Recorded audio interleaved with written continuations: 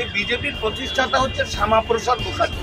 প্রথমে হিন্দু মহাসভা, তারপরে জনসংঘ, তারপরে বিজেপি। ওই শ্যামাপ্রসাদ মুখার্জি বলেছিলেন মুসলমানরা হচ্ছে তথাকথিত নিম্নবর্ণের পায়ের নিচে, মানুষের পায়ের নিচে যে নোংরা থাকে নোকের মধ্যে, সেই নিম্নবর্ণের মানুষ থেকে ধর্মান্তরিত।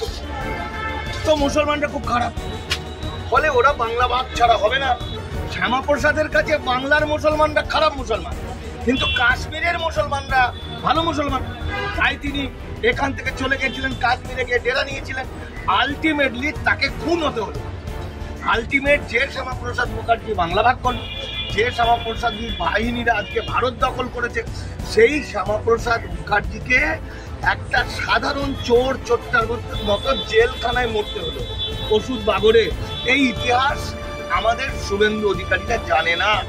শ্যামাপ্রসাদ মুখার্জি যে কাশ্মীরকে হৃদয় দিয়ে ভালোবেসেছিল, সেই কাশ্মীরকেই এখন অত্যন্ত কুরুচিপূর্ণ শব্দ ব্যবহার করে মেলাইন করছে। ভূস্বর্গে কেউ যাবে না, কাশ্মীর সম্পর্কে খারাপ কথাগুলো বলছে অশিক্ষিত শুভেন্দু অধিকারীর মতো লোকেরা।